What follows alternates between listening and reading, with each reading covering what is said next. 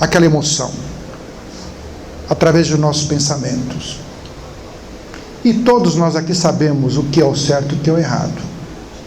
Ninguém precisa ler um compêndio ou ser um expert em religião ou em moralidade para saber o que é certo e o que é errado. Aliás, o mestre, aquele que nos deu os ensinos básicos, o mestre Jesus, ele nos deu a máxima do que é o bem e do que é o mal. Ele disse que não faça aos outros aquilo que não queres que faças a ti. Então é simples demais a diferença entre o bem e o mal, certo? Então olha só, meus amigos, meus irmãos, uma coisa é eu sentir um sentimento de raiva, de inveja, outra coisa é eu alimentar aquilo deliberadamente, certo? Então todos nós temos esta capacidade de nos gerenciar, de nos vigiar, mas não tenham a pretensão de querer controlar e brigar com as suas mentes. Não briguem com a mente, não briguem com os pensamentos, porque os pensamentos vão ganhar, a mente vai ganhar. A mente é tirana, ela é soberana, soberana na sua tirania. Ela nos arrasta com esta velocidade, com esta multidão de pensamentos. Ora estamos aqui, ora estamos ali. Não briguem com a mente. Ação e reação. Ação e reação. Quando esboçamos uma resistência, a reação fica mais forte. É o que acontece o tempo inteiro em nossas mentes, o atrito. O observador, entre outras coisas, ele elimina o atrito, elimina a resistência, elimina a reação. O observador não briga com a sua própria mente. Dá para entender a diferença entre pensar e observar? Entre viver no atrito e eliminar o atrito interno? Entre estar em função de um passado que ainda não chegou, que já se foi, em função de um futuro que ainda não veio? E o presente, onde está em nossas mentes, em nossas vidas? Quase nunca nós vivemos o nosso presente, porque estamos preocupados, angustiados, ansiosos, aflitos, com medos, sendo arrastados por esta avalanche de pensamentos, que se repetem em 90% no dia a dia, presos, acorrentados à nossa própria mente. O observador se liberta do atrito, da resistência, se liberta do passado, do futuro e vive o aqui, o agora, o presente.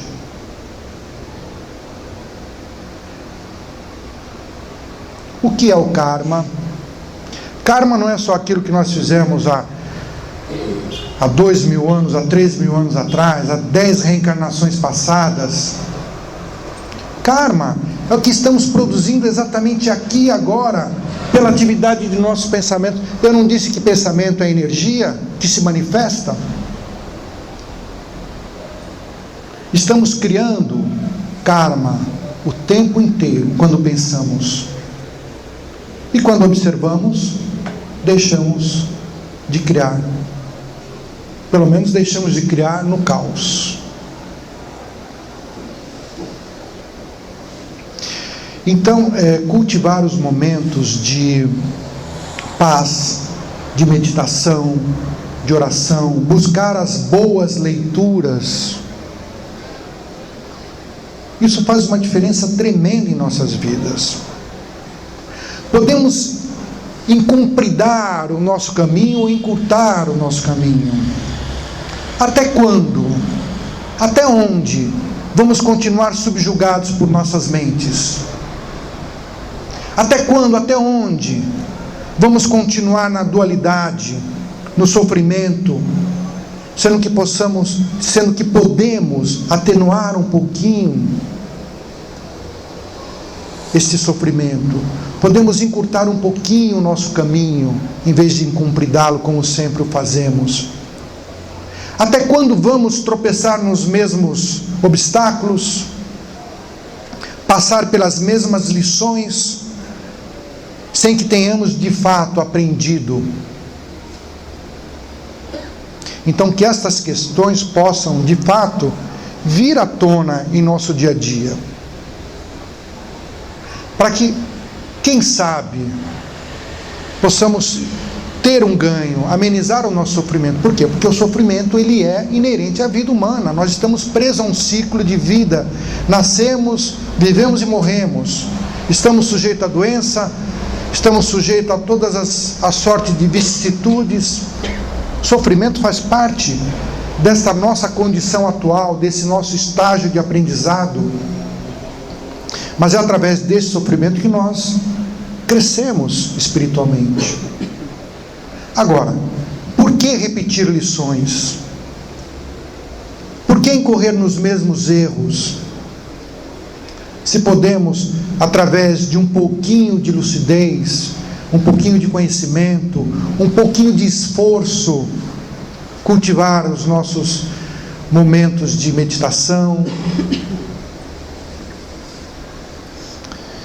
Então, o objetivo deste livro e o objetivo desta palestra é justamente a gente acordar para este tema e para nos enxergarmos um pouquinho mais quanto à realidade de nossa mente.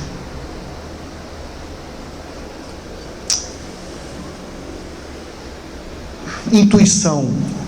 O que é a intuição?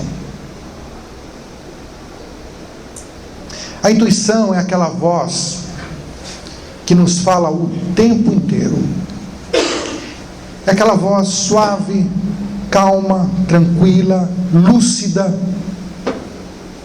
que o tempo inteiro está falando, no meio da multidão ensurdecedora de pensamentos, no meio das 1000 vozes que falam ao mesmo tempo junto com a voz da intuição. Então vamos imaginar que esta sala é uma mente humana. E cada um de nós aqui é uma voz, é um pensamento que fala, todos falando ao mesmo tempo. Cada um falando sobre um tema, sobre um assunto, a esmo, como é a nossa mente. Se vocês perceberem, a gente está pensando coisas absurdas, coisas desconexas, coisas que não tem nada a ver, né? Alguém consegue, durante 1 minuto sequer, se concentrar num determinado tema, numa flor, numa rosa, por exemplo, por 1 minuto? Você começa pensando na rosa, daqui a pouco você está pensando, não sabe nem o que, e nem lembra mais o que você estava pensando no início, até esquece da rosa. Então a natureza da nossa mente é essa.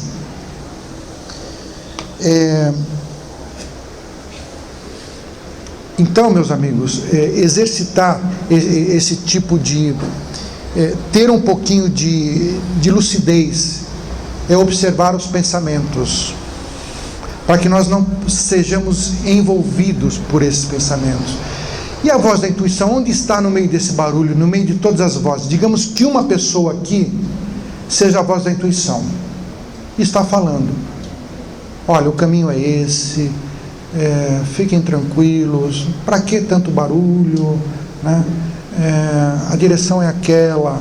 Aí todo mundo, de uma maneira loucamente falando, cada um falando uma coisa.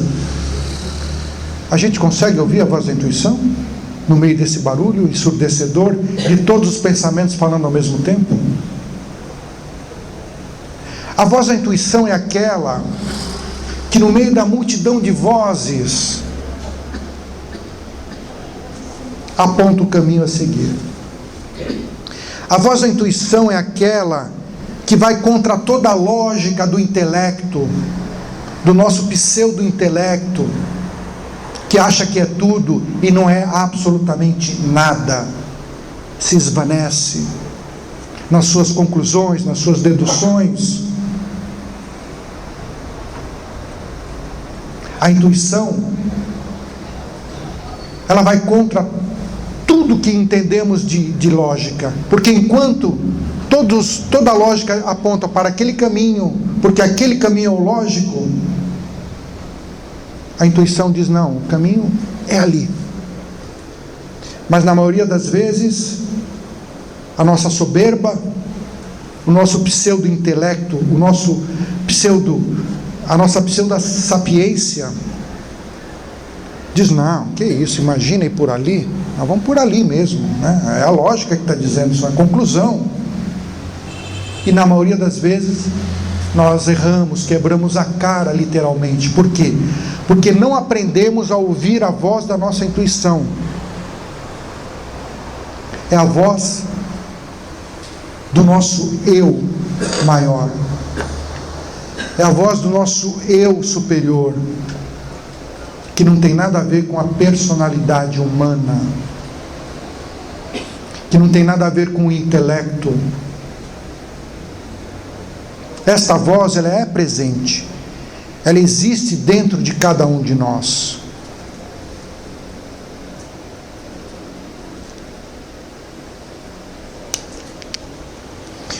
Eu gostaria aqui, meus amigos, que se houver alguma pergunta, espero que haja,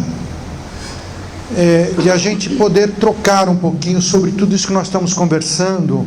Se alguém tiver, você falou que tem um microfone, se alguém quiser fazer alguma pergunta, nós podemos tornar esse nosso bate-papo mais dinâmico. Por favor, pode fazer a sua pergunta.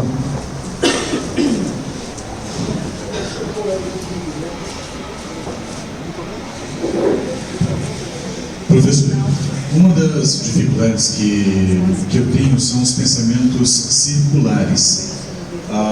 Essa é uma definição exata do pensamento. Tem um pensamento, você tenta levar a mente para outro lugar, né, para um outro tema, até porque aquilo pode ser desagradável, pode ser pesado ou inadequado de alguma forma. E daí então faz aquele giro longo e daqui a pouco voltamos naquele novamente. Isso acontece mesmo com um esforço grande para que não ocorra. Como nós poderíamos lidar com essa situação? Como é que é seu nome? Cid. Cid.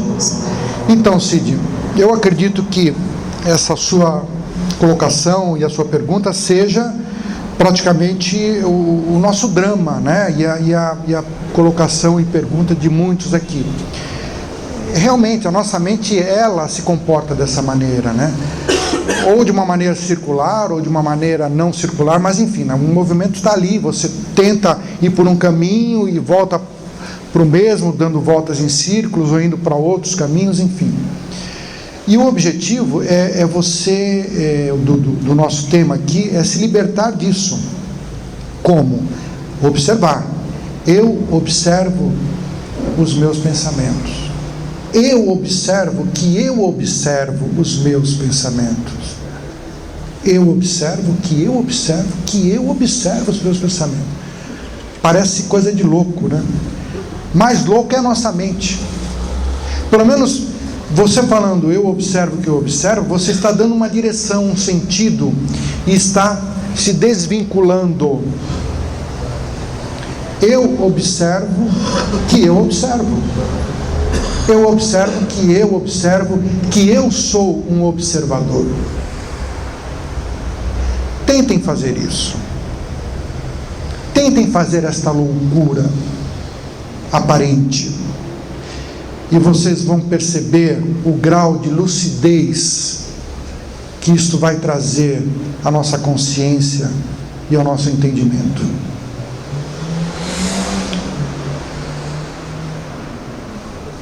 Eu observo que eu estou triste. Eu observo que eu estou com raiva. E a raiva deixa de fazer parte de mim. Por quê? Porque eu observo. Eu estou tendo consciência. Observar é o que? É tomar consciência. É ter consciência. Na maioria das vezes, estamos identificados. Isso é um conceito budista. A identificação com os pensamentos. Estamos identificados com a nossa personalidade. Por quê? Porque ora estou ali, ora estou aqui. Quando eu penso, eu tenho consciência só de um pensamento a cada instante, ao mesmo tempo. Eu não tenho... Quando eu penso, eu tenho consciência só daquele pontinho ali, porque eu estou identificado com aquele pensamento. Todo o resto, para mim, fica inconsciente. Eu estou identificado com esse sentimento, com esse pensamento, com esta emoção. O observador, ele não se identifica, ele observa. E ao observar, ele estabelece uma distância.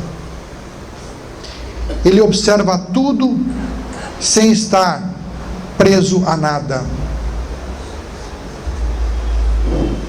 Observa tudo, tem consciência de tudo. Pois não. Alguém? Pois não.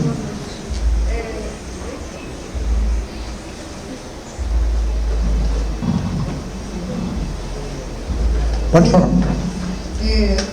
Eu vou observar sem julgar.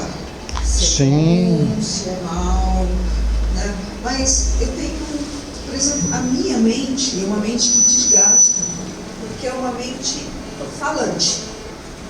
Eu fico conversando com o meu problema na minha cabeça. Se eu deixar, eu lavo a louça, eu limpo a casa, eu dirijo, tudo. Então, quando a gente tem uma mente falante, né, como observar? Porque, na verdade, eu escuto com a minha mente, respondo, eu interajo, né, julgo, deixo de julgar, vou para a esquerda, vou para a direita, me distraio, e isso é extremamente cansativo. Chego no final do dia exausta, comigo mesma, com um problema que eu não vou conseguir resolver, porque não depende de mim, e ao mesmo tempo exausto. Aquela mente fala, e fala, e fala. Como observar uma mente falante? Interessante. Você fez duas colocações interessantes. A primeira parte da sua colocação e pergunta é que realmente o observador não julga e nem tira conclusões. Vou observar, tá. Ele é assim, ou ela é assado. Tá, eu estou observando que... Não, você não vai tirar conclusão nenhuma. Você não vai julgar. Você vai simplesmente ser um espectador e observar que você observa. Observar que você é um espectador. E se você está julgando, você vai observar que você está julgando. Se você está tirando alguma conclusão, você vai observar que você está tirando conclusões. Então, esse é um aspecto interessante do observador. Agora, lembra que eu falei no início, que você também agora acabou de corroborar isso? O pensador se cansa. Nós ficamos exaustos. Nós ficamos... exaurimos a nossa energia quando pensamos. O observador descansa. É um exercício, é uma prática. E o fato de eu querer observar ou exercitar a posição do observador não quer dizer que eu vou ficar alienado. Não. Alienado está o pensador, que está identificado só com aquele aspecto, quando está pensando naquele pensamento, quando está identificado com aquele sentimento, com aquela emoção. Esse sim está alienado, está limitado, e logo em seguida se identifica com outra emoção, com outro pensamento. Estamos o tempo inteiro presos, alienados a este ou aquele aspecto. O observador não. Ele se liberta. E como observar a nossa mente falante? Observando, treinando, respirando. A respiração, quando você observar a respiração, é uma forma de você se desvencilhar da sua mente, inspirar e expirar. Existem várias técnicas que obviamente eu não conseguiria passar para vocês aqui. No livro eu exponho um pouquinho dessa técnica, que me foi passada na experiência que eu relato aqui no livro, mas também eu não entro em detalhes muito, mas enfim, existem várias técnicas que nós podemos usar através da respiração, que nós vamos conseguir apaziguar a nossa mente, apaziguar os nossos pensamentos, né? Agora, essa é a natureza da nossa mente, né? Nós estamos o tempo inteiro, e você, não sei se você fala sozinha, mas tem pessoas que, então, não só pensa, mas fala sozinha, conversa, enfim, né? Agora, observar, você não vai ficar alienado, não, pelo contrário. Por quê? Porque existe este eu interior, este eu maior, ele é absolutamente consciente de tudo em nós. Nós não somos dele. O eu verdadeiro, o eu superior, o eu maior, ele é onisciente, ele tem consciência de cada pensamento, ele está por trás de cada pensamento. Mas nós, o João, o Roberto, a Maria, o Ricardo, estamos identificados com aquele pensamento pequenininho e não temos consciência deste eu maior. À medida que nós afrouxamos os laços de nossa personalidade, o observador afrouxa os laços da personalidade. O pensador está consolidado nos seus valores, identificado com a personalidade. Por isso que nós somos diferentes um do outro, certo? Na periferia somos diversos. No centro somos o universo.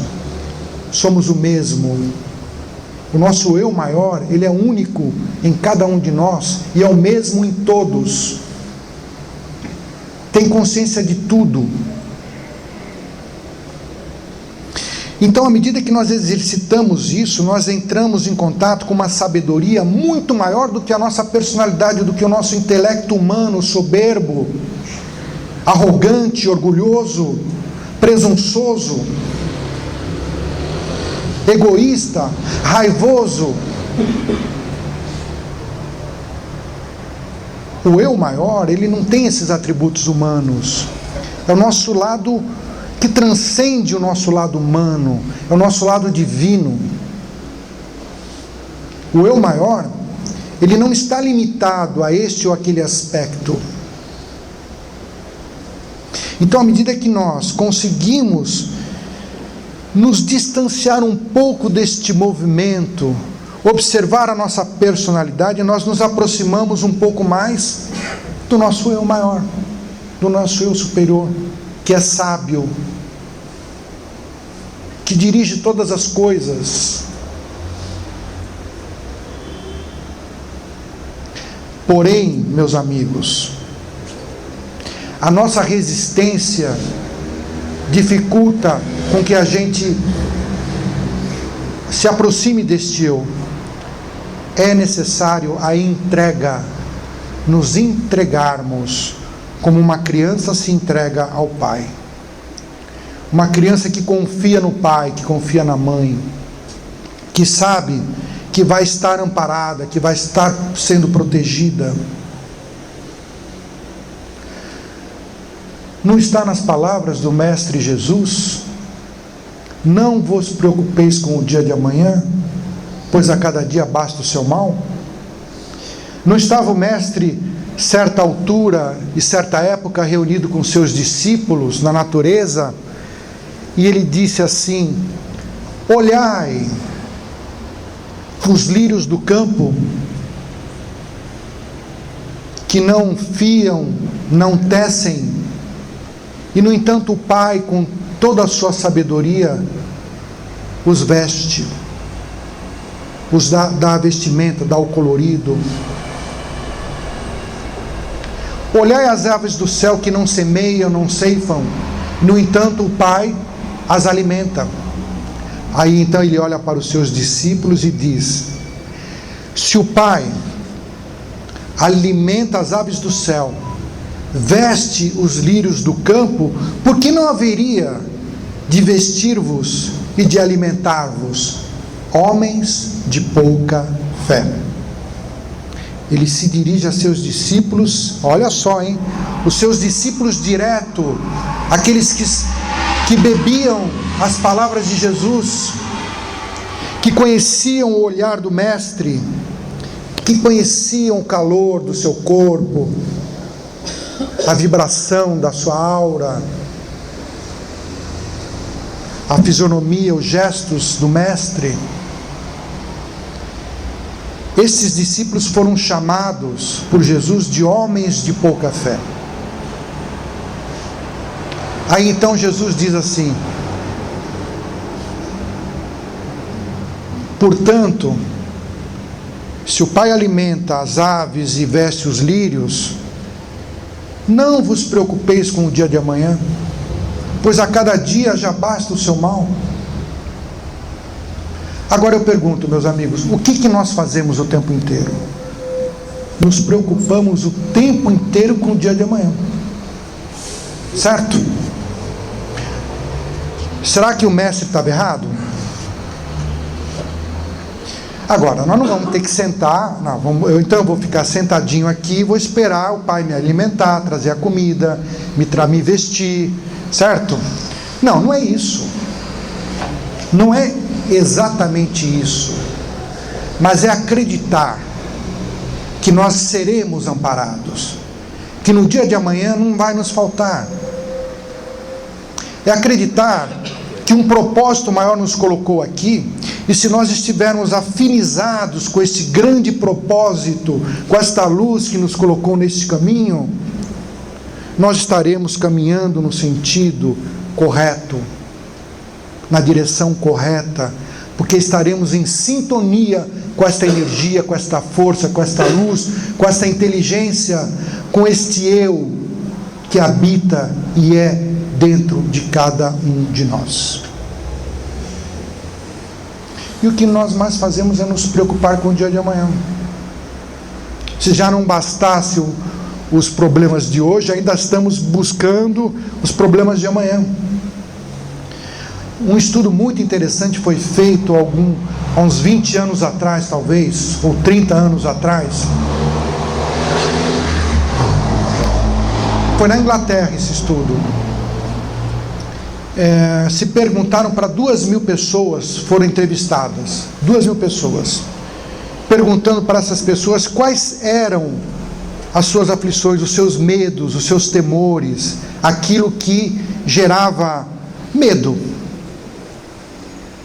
Fizeram as mesmas perguntas para essas 2.000 pessoas. Depois de um ano, entrevistaram novamente essas 2.000 pessoas. Sabe quantos por cento dessas pessoas realmente tinham, de fato, problemas reais, motivos reais para se preocuparem? Quantas por cento? 2%. Somente 2%. 98% daquelas pessoas, ou seja, das 2.000, somente 40 pessoas tinham de fato problemas, motivos para uma preocupação, né, que tivessem realmente uma preocupação real.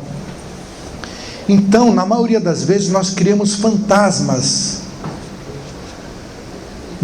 Esses fantasmas habitam a nossa mente, a nossa vida, o nosso sono, a nossa paz, o nosso dia a dia, com expectativas que não se cumprem. E a gente constata isso na prática, né? Você não vê a gente se preocupando, nossa, puxa, aquele problema, como é que eu vou resolver? Ou o que será que vai acontecer? Aí chega na hora, não é nada daquilo, ou as coisas se resolvem de uma maneira tão tranquila. Não é assim que acontece sempre? Confiar, se entregar, quebrar a resistência do ego, da personalidade, para que de fato nós possamos ser preenchidos, para que de fato a nossa consciência possa se expandir. Enquanto nós estivermos limitados, a nossa personalidade estiver com esses limites rígidos, com esses valores consolidados, esta energia, esta consciência não vai conseguir tomar conta da gente. Não vai conseguir se expandir. Por quê? Porque aquilo que nós acabamos de falar, isso que a gente entende como o eu maior, ou a parte divina, ou Deus que existe dentro de cada um de nós, é egoísta. A gente entende um Deus egoísta, um Deus que tem raiva, um Deus que passional, que te culpa. Esses são atributos da nossa personalidade humana. E o grande instrumento dessa energia criadora é o amor. É a capacidade que nós temos de nos doar. É a capacidade que nós temos de exercer o amor incondicional. O amor é um caminho. Existem dois caminhos: o caminho do conhecimento e o caminho do amor. Os dois caminhos caminham paralelamente, vão se cruzar e se entrelaçar, e vão chegar ao mesmo objetivo. Um vai chegar no outro e vão chegar no objetivo final. Através do conhecimento chegaremos ao amor, e através do amor chegaremos ao conhecimento.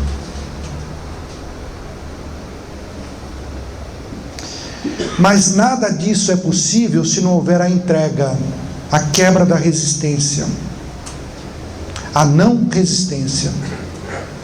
Porque através da resistência estamos gerando atrito. O problema fica maior, a força contrária se torna mais forte. O observador, ele quebra esse ciclo da ação e reação, se liberta do atrito, se liberta do movimento e vive no aqui e no agora. Alguém gostaria de fazer mais alguma pergunta?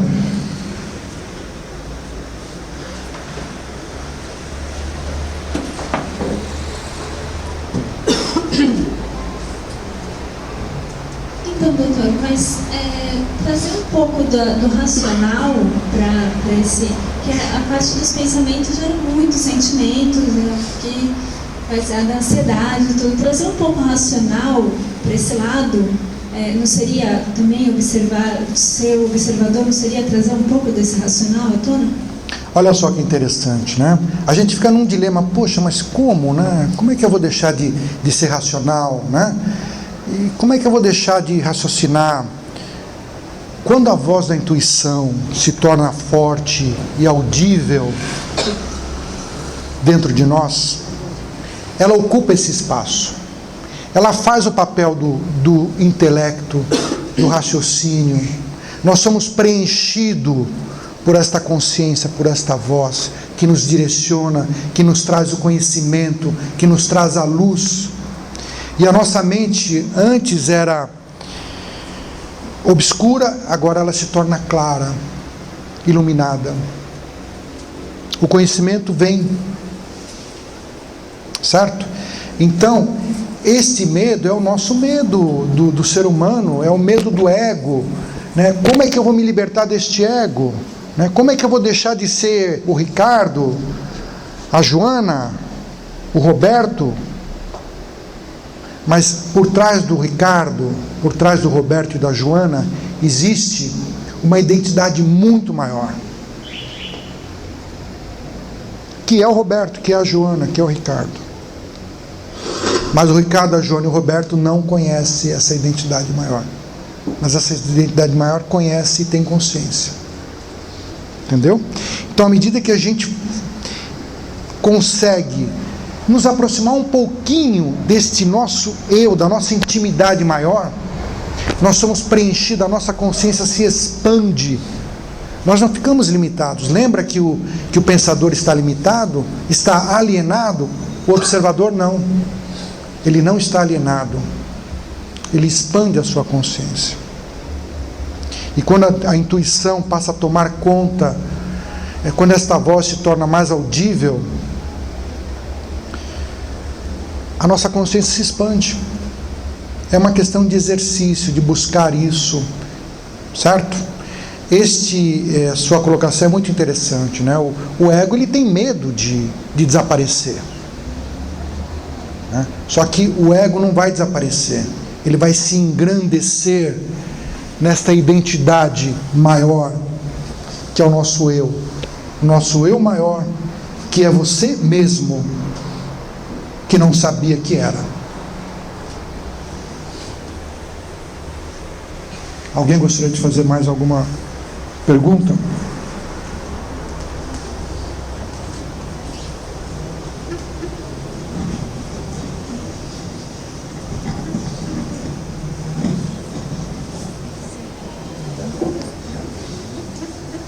Boa noite, doutor Ricardo. Boa noite. Eu acho que o maior problema, né, do ser humano, né, todos nós, é quando nós tentamos ser o que nós não somos para os outros e mentindo para si próprio, você foge da verdade do seu verdadeiro eu. Quando você se preocupa em agradar aos outros, sem agradar a si próprio. Fica mais difícil encontrar o verdadeiro eu, porque nós temos vários eus. O mais difícil é encontrar o verdadeiro. É verdade, né? A personalidade tem vários eus, né? E nenhum deles é verdadeiro, certo? E essa coisa de procurar agradar os outros, se for de fato um sentimento sincero, algo grandioso, né? Que venha de fato das tuas profundezas, de um sentimento fraternal, ótimo, você está em sintonia com o teu eu maior. Temos de fato que agradar os outros, né? Temos de fato que ser fraternos e fazer aos outros aquilo que gostaríamos que fizessem a nós, certo? Agora, querer agradar os outros para obter algo em troca, ou querer enganar os outros, é enganar a si próprio, né? Isso é coisa do nosso ego humano, certo? Agora, isso é inerente ao nosso ego, ao nosso ser, à nossa personalidade humana. Nós estamos vestindo um papel, estamos enganando aos outros e a nós próprios, e não temos a nossa identidade verdadeira. Essa é a nossa condição de personalidade humana.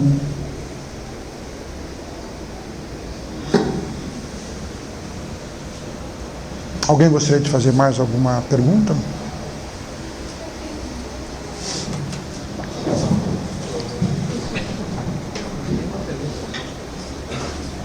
Boa noite. Boa noite. O senhor afirmou que a respiração é um dos exercícios que nos favorece ser esse observador, né? Exato. Então, seria correto afirmar que um atleta ele tem um pouquinho mais de facilidade para ser um observador, pelo aeróbico, pela já constância de frequência cardíaca, de respiração determinada e exercitada.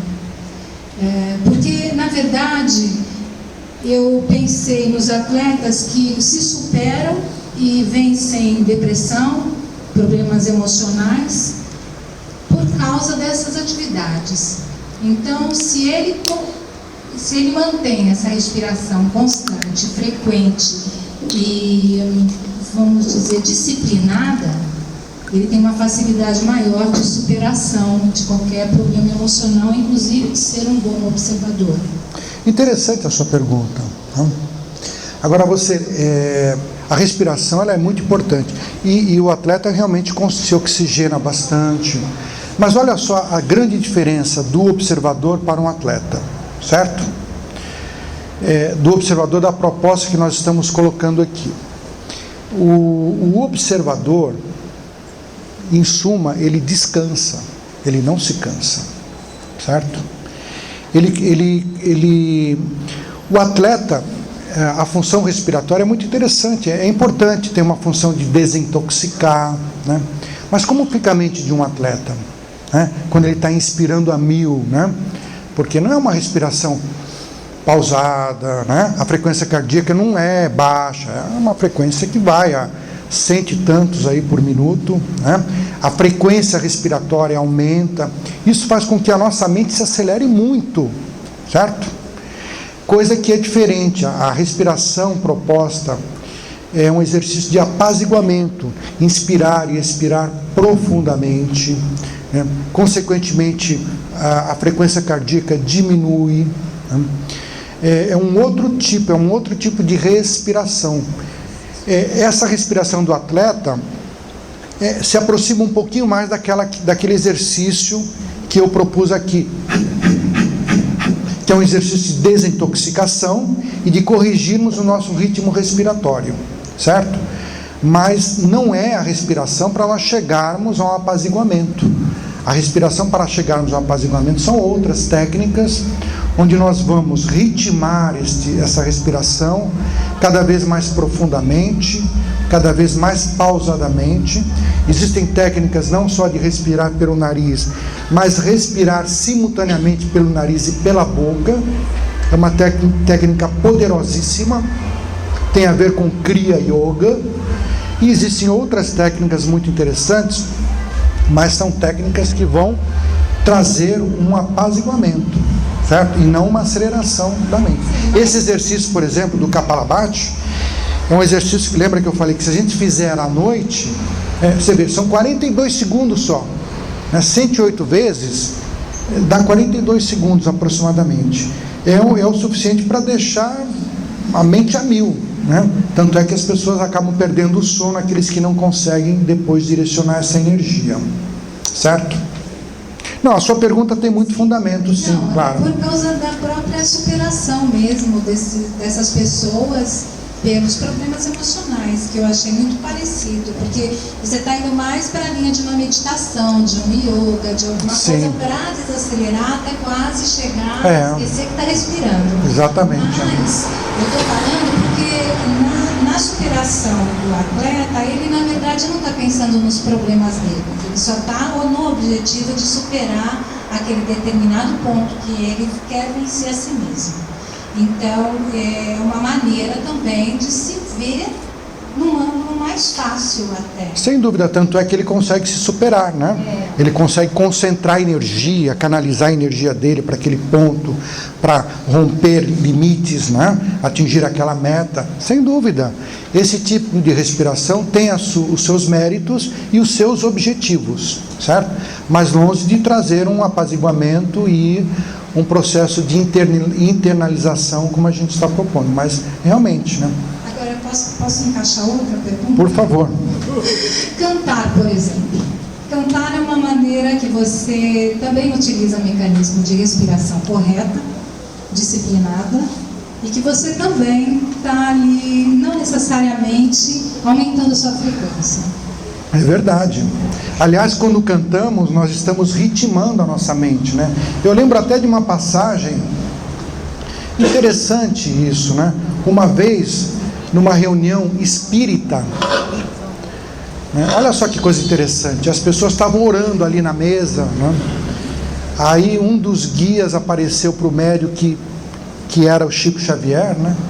Esse guia apareceu para o Chico e falou o seguinte: por favor, pede para as pessoas pararem de rezar, fala para elas cantarem, porque as pessoas orando, o ambiente estava tão desarmonizado, porque nós de fato não sabemos orar, né? Então a gente está orando, mas nós estamos pensando em problemas, a gente nem sabe mais o que está fazendo, né? E aí essa entidade, se eu não me engano era Emmanuel, chegou para o Chico e falou assim: fala para as pessoas pararem de orar e peçam para elas cantarem, né? Então a harmonia do ambiente foi muito maior, né? Sem dúvida nenhuma. O canto, né? Ele é algo maravilhoso. Nós conseguimos direcionar os nossos pensamentos para um determinado ponto. Aliás, o que precede a consciência do eu maior,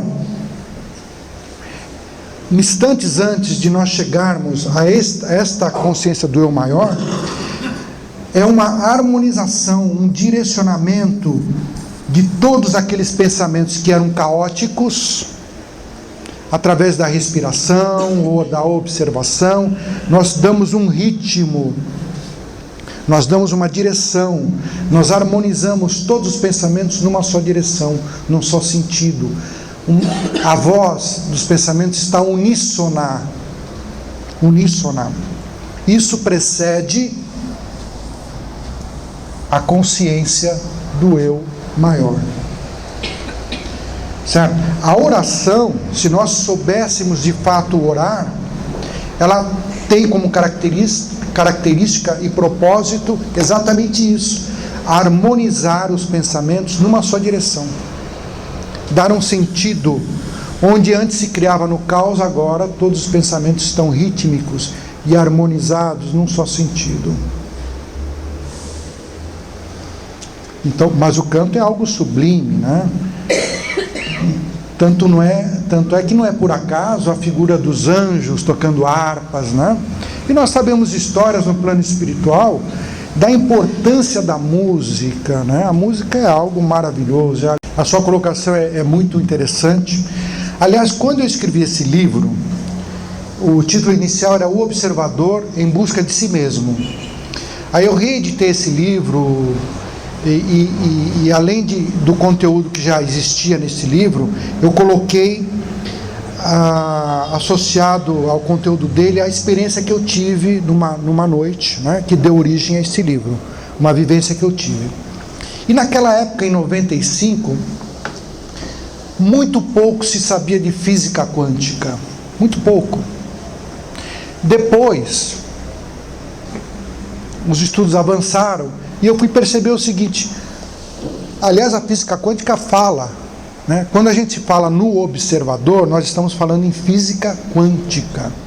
E esse conceito que você falou de você tirar uma foto e a foto do que está fotografando e assim por diante, é a física quântica, né? E quando você exerce a posição do observador, você está exercendo física quântica, né? Aliás, olha só que interessante, a física quântica diz o seguinte, que o objeto ele só existe porque existe o observador ou algo parecido com isso, né? Essa figura do observador é poderosíssima, ela transcende os limites do espaço, do tempo, ela nos arremete para uma outra dimensão, ela sai dessa física convencional, dessa física geométrica, aritmética, da linearidade dos pensamentos, né? E ela nos arremete a uma transcendência do nosso ego. Isso é física quântica. Exercer o observador, simplesmente observar os seus próprios pensamentos, é você exercitar sem saber física quântica. Pois não. Como se estivéssemos em dois lugares ao mesmo tempo. Exatamente. Observando de outro ponto. Aliás, a física quântica diz, né, que o elétron, por exemplo, ele está em todos os lugares, né? Ele não está num só lugar. E ele está num lugar, cada vez que o observador observa, ele está num lugar diferente. É interessante isso.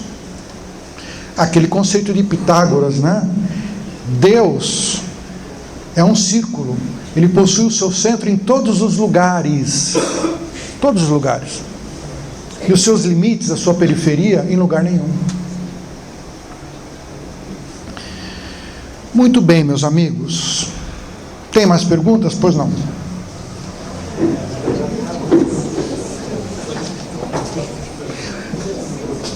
Manuel vai ter que ter trabalho para editar essa palestra, hein, Manuel?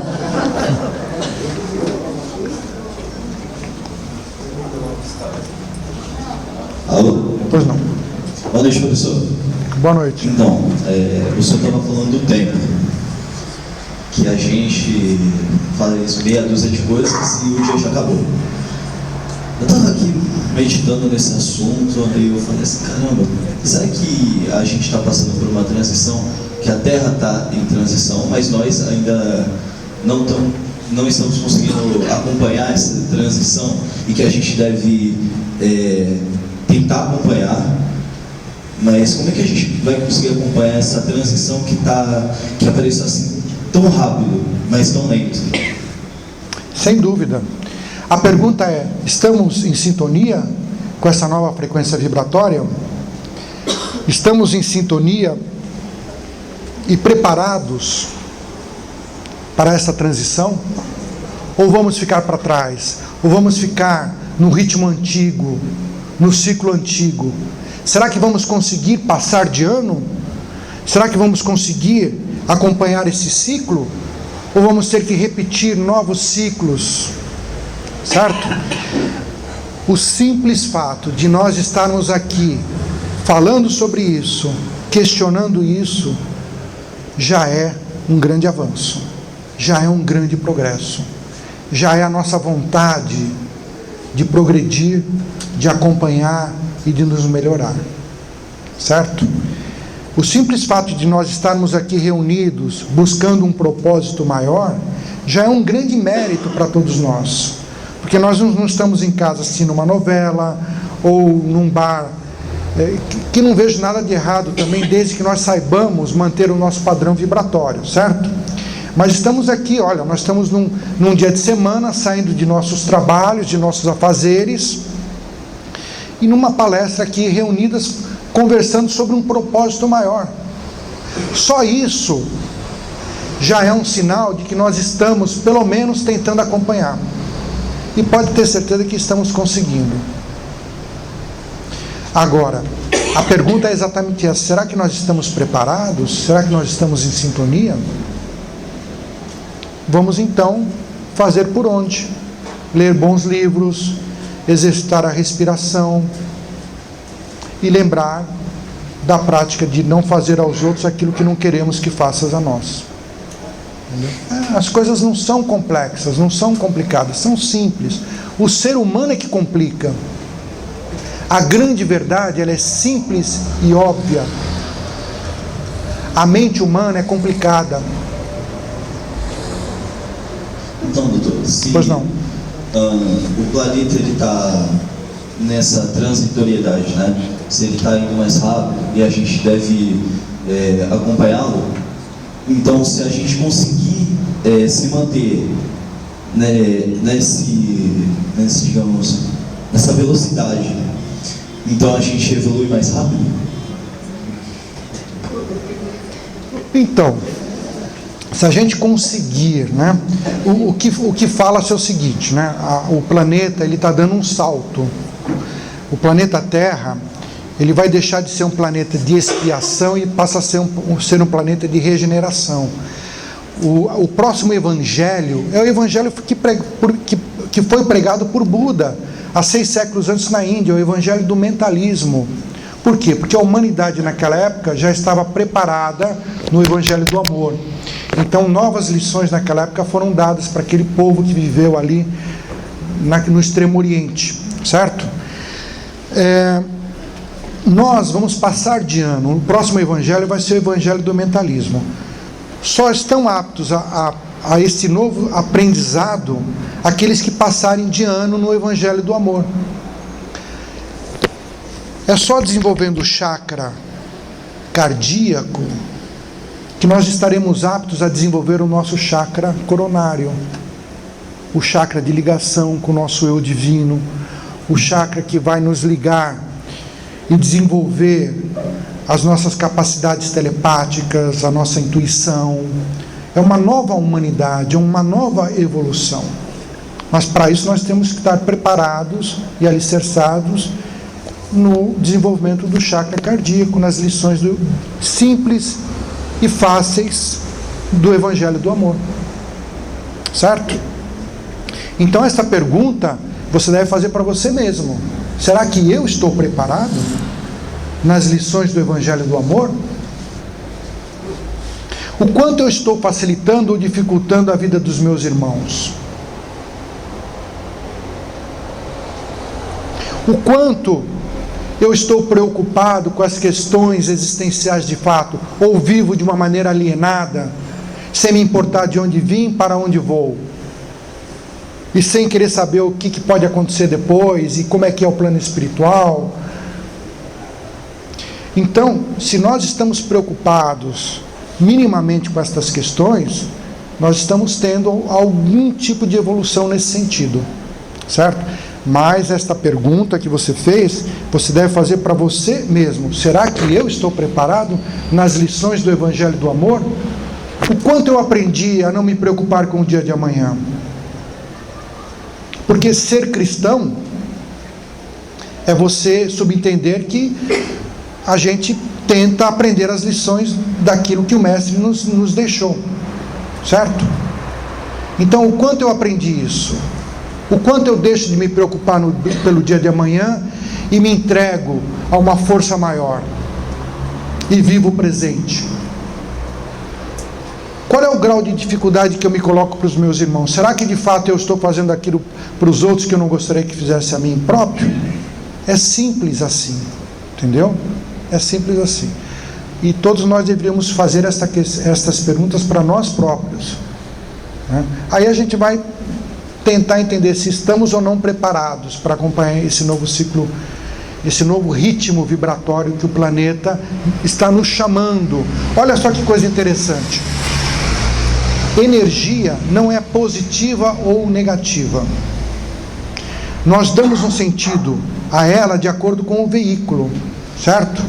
A energia ela não é negativa nem positiva. A energia nuclear ela não é negativa nem positiva. Eu posso usar a energia nuclear para o desenvolvimento da nanotecnologia ou para fazer uma bomba atômica e destruir milhões de seres humanos, destruir o planeta. Então ela é negativa ou positiva de acordo com o veículo que nós damos. O planeta hoje está sendo inundado por um fluxo de energia muito grande. A aura planetária está sendo enxertada, está sendo um fluxo muito grande de energia na aura humana, na aura da humanidade. E essa energia, ela acirra os ânimos ou acalma. Por isso que nós, lembra daquela separação do joio e do trigo? É o que está acontecendo hoje. Aquilo que é bom fica melhor, aquilo que é ruim fica pior. Não está existindo meio termo. Essa energia, ela define. Então ela potencializa tudo de bom e tudo de ruim dentro de nós. Resta saber se nós estamos sabendo direcionar essa energia de uma maneira adequada. Porque a transição já está aí. Não sabemos exatamente o desfecho disso, mas as coisas estão se transformando, estão evoluindo, certo? E estão mudando. E não há mais tempo para se perder tempo.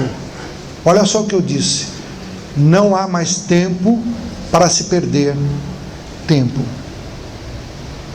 As oportunidades que tínhamos de continuar errantes e voltar aqui, reencarnar 10, 15, 30, sei lá quantas vezes, já era. Pelo que sabemos, nesse ciclo é a nossa última reencarnação. Só voltaremos a fazer parte do ciclo evolutivo do planeta Terra, ciclo evolutivo biológico e espiritual do planeta Terra, se estivermos de acordo com as novas lições, se estivermos vibrando com estas novas energias. Senão, nós vamos repetir de ano em orbes de acordo com a nossa evolução. Porque não existe só a Terra, né? É uma infantilidade, né? É anticiência afirmar que nós estamos sozinhos nesse universo, né? O planeta Terra faz parte de bilhões de planetas só na nossa galáxia. E quantas galáxias existem? Meu Deus! Os cientistas dizem que existem mais galáxias do que grãos de areia de todas as praias do planeta Terra. Quer dizer, não dá para a gente tentar nem chegar perto disso, né? Então existem existem uma quantidade infinita de orbes, de planetas habitados, tanto com mais inteligência como menos inteligência. A ciência afirma com todas as letras: a chance de ter vida é 1% de todos os planetas existentes. 1%. Só na nossa galáxia existem 100 bilhões de sóis. Vocês sabiam que existe um Sol bem pertinho da gente? Sabe quantas vezes maior que o nosso Sol? Eu vou falar aqui, mas vocês não vão acreditar. 1 bilhão de vezes maior que o nosso Sol. Aqui pertinho. Então nós achamos que nós somos grande coisa? É impossível não haver vida em outros orbes, né? E segundo um cientista americano, que exatamente o nome dele eu não lembro, mas é um japonês americano, né? Japonês naturalizado americano, um cientista famoso que sempre aparece na mídia. Ele disse o seguinte, que existem 3 tipos de civilizações: grau 1, grau 2 e grau 3. E obviamente, sabe qual é o grau que nós estamos? Qual é o grau? Hã? Qual é o grau? Grau 0. Grau 0. Demos o primeiro passo ao grau 1, com a era da internet, com a era da globalização, né? Com a era da consciência planetária. A civilização grau 1 é a consciência planetária. O grau 2 é a consciência solar. E grau 3 é a consciência galáctica. Imagina, nós estamos ainda, nem no jardim da infância nós chegamos. Acho que nem saímos ainda do útero de nossas mães. Nem saímos ainda, nem nascemos ainda para a luz. Então, meus amigos, a proposta do observador é romper os elos da personalidade. E quando eu falo do eu vou aqui finalizar essa palestra enfatizando muito bem isso, porque é complicado dizer eu. Nossa, mas que arrogância, né? O eu, que eu é esse? O eu maior não tem nada a ver com a personalidade humana. Vou repetir aqui: não é egoísta, não é invejoso, não se irrita, não quer mal. É totalmente diferente dos atributos da personalidade. Não é arrogante, não é orgulhoso. Certo? Esses são os valores que nós temos que trabalhar. Esta é a reforma íntima que nós temos que fazer, pelo menos para melhorar um pouco o nosso padrão vibratório, os nossos pensamentos, né? Numa nova oportunidade aqui, se eu for convidado, eu agradeço. Nós vamos fazer outras abordagens, né, mais específicas sobre a nossa relação com o plano espiritual, né? Sobre a nossa característica espiritual, né? Aqui eu estou falando do tema do livro e de autoconhecimento, certo? Mas se nós pelo menos pudéssemos exercer a nossa reforma íntima, né? Fazer uma faxina, já seria uma grande coisa, certo? Agora, meus amigos, o planeta está em reforma, certo? A reforma, o que acontece? É um móvel que eu tiro daqui, coloco ali, é uma parede que eu lixo, é pó para todo lado, é cheiro de tinta, é o caos, certo? Qual é o resultado da reforma? É melhorar, né? É uma coisa muito mais bonita, certo? Então, é isso que está acontecendo com o planeta. Aparentemente no meio desse caos, nós vamos chegar na luz, nós vamos chegar em algo melhor, certo?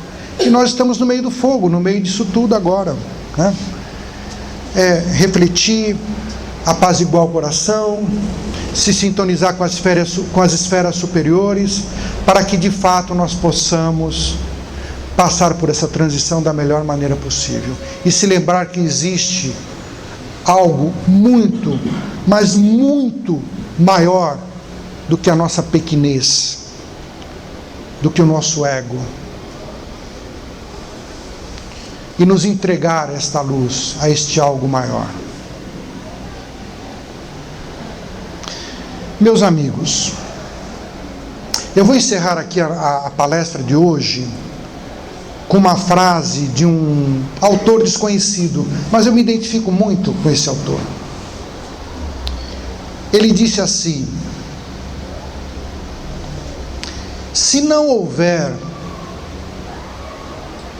frutos, se não houver o sabor dos frutos, não tem problema. Valeu o aroma das flores, a cor das flores, o cheiro, a beleza das flores. Mas se também não houver flores, não tem problema. Valeu a sombra das copas, a sombra das folhas das árvores, o frescor, o descanso que nós podemos ter embaixo de uma árvore. Mas também, se não houver árvores, não tem problema. Valeu a intenção da semente. Mas alguém aqui pode perguntar aqui: mas a boa intenção da semente, o inferno está cheio de boas intenções? E eu digo aqui: não. Nós podemos até errar com boa intenção, mas quem tem boa intenção, certamente está sintonizado com esferas superiores. Agradeço aqui esta reunião maravilhosa, esta vibração aqui deste público extremamente receptivo. Agradeço a oportunidade que eu tive por esse convite, de poder estar aqui e trocar com vocês esta energia. Espero que estas sementinhas aí que nós recebemos possam frutificar em nossos corações, através de um bom livro, através de alguma ações positivas, que possamos levar esta energia para os nossos lares, para os nossos ambientes de trabalho, para aqueles que nos cercam, e que a luz daquele que nos colocou aqui possa cada vez mais brilhar em nossos corações. Uma boa noite.